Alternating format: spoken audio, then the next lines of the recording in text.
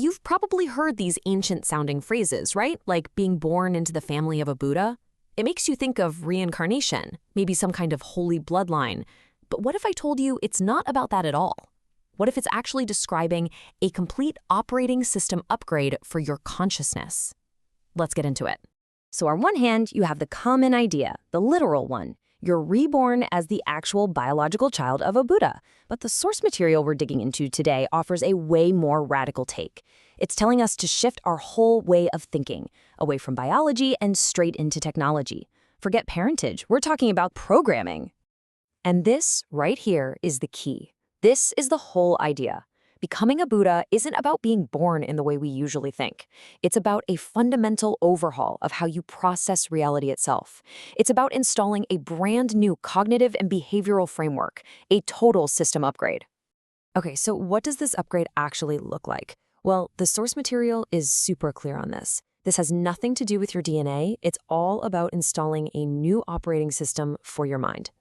The classic term for this is born in the Buddha's family. But what it's really getting at is the process of adopting the Buddha's entire framework. Think about it like this. You're installing their cognitive architecture, running their behavioral protocols, and plugging yourself into their vast network of compassionate vows. And here's the crucial part. You don't become the child of a Buddha, you become a being of the same type as a Buddha. So how does this upgrade actually happen? Well, the text lays out this incredible 10-step process. You can think of it like unlocking 10 permission modules. Each module you unlock grants you deeper access and new abilities, taking you from just a standard user all the way to a full system administrator of reality itself. Phase 1 is all about just getting online. Step 1, connect to the network. And no, I don't mean Wi-Fi. This is about making a deep vow to serve and learn from every awakened being out there. Then, step 2, activate the startup engine. This is Bodhicitta, the core drive, the will to become enlightened for the sake of everyone else. This is the why that powers the whole upgrade. Without that compassionate motivation, the system just won't boot. Next up is the deep system training. In Module 3, you're training all your algorithms, basically mastering all the spiritual methods and practices. Module 4 is all about system stability, developing a mind that's as unshakable as a diamond, one that's totally immune to bugs like anger or fear. And then Module 5 is this huge perception upgrade, where you start to see the underlying source code that connects everything, and you realize it's all fundamentally equal. And all of that builds toward full integration. With Module 6, your entire identity shifts. You become a native user in the Buddha's OS. It's second nature. Then Module 7 is where you really start to perceive the true nature of reality, understanding that everything you experience is more like an illusion, a dream, a shadow. And that leads you to Module 8, gaining global intelligence. This global intelligence is a real game changer. It's the ability to see the whole universe in the smallest part, and every part reflected in the whole. You know that old idea of seeing the universe in a grain of sand?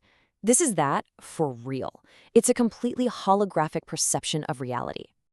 And once you have that global view, you unlock an even more incredible permission with the 9th module, world creation. Now, this isn't just fantasy. It's the actual ability to generate and manifest entire enlightened environments, sometimes called Buddha fields, that are specifically designed to help guide other beings toward their own upgrade. And finally, Module 10. You've done it. You achieved full system administrator access. You are now a Buddha. This means you have a complete, totally unhindered view of all possible timelines. You understand the unique path of every single being, and you have the freedom to show up anywhere in the system, at any time, to help. So what does it actually look like when a new system admin comes online? The source material gives us this perfect case study, the birth of Shakyamuni Buddha. But it's presented not just as a historical event, but as a cosmic boot-up sequence. First thing that happens, a system event, a global reset. The ancient texts say that when the Buddha was born, the entire world instantly became perfectly level and pure. In our OS model, this is the whole system recalibrating and optimizing itself just because a perfectly ordered consciousness has appeared. Next, a cognitive awakening. A brilliant, great light is said to have burst forth, illuminating every single realm, even reaching into the darkest corners of existence. You can think of this as the illuminating power of an awakened mind. Its presence alone brings a flash of clarity and awareness to the entire network. And finally, a massive system optimization. It's said that the karmic burdens, all those negative log files that beings carry, are temporarily cleared. The arrival of one fully upgraded being has such a powerful, purifying effect that it momentarily defragments the entire system for every single user. But the text really pushes us to go even deeper than that. See, a Buddha isn't just one person in one place at one time. They're a multi-threaded existence, appearing in countless worlds all at once. They're holographic. A single pore of their skin can display infinite universes. Even before their so-called birth, their consciousness already contains the complete information set of the entire cosmos.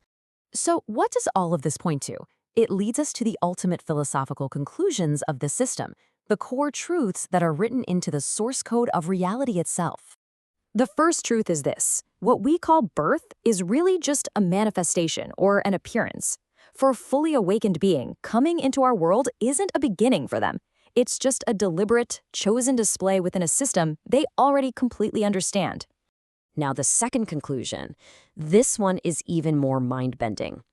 The real you, your fundamental nature, your true self, was never actually born. And because of that, it can never die. It exists completely outside of that linear sequence of beginnings and endings that we are so used to. And that brings us to the final takeaway. An enlightened being, a bodhisattva, appears to enter our world of confusion and suffering. They pretend to be born and to die, just like us. But in their true essence, they never for a single moment leave that state of ultimate awakened reality. They're basically operating in both dimensions at the same time. So why does any of this matter to you? Because this isn't just some abstract theory, it's actually a practical guide. So here are 3 steps you can take to begin installing your very own Bodhi Mind operating system. All right, first, install the Core OS by reorienting your main motivation. You do this by constantly asking yourself, is what I'm doing for the benefit of everyone? Second, train your perception. Start to recognize that your most intense emotions, your physical body, the world around you, they're all temporary, fluid appearances, not solid things. And third, connect to the network. Study wisdom, engage in practices like meditation that help you see things more clearly, and align yourself with that great vow to wake up for the good of all. And all of this leaves us with one final, really powerful question. If everything we experience is ultimately a manifestation and not some fixed, solid reality, well, that makes you an architect, not a victim. So, what will you choose to create?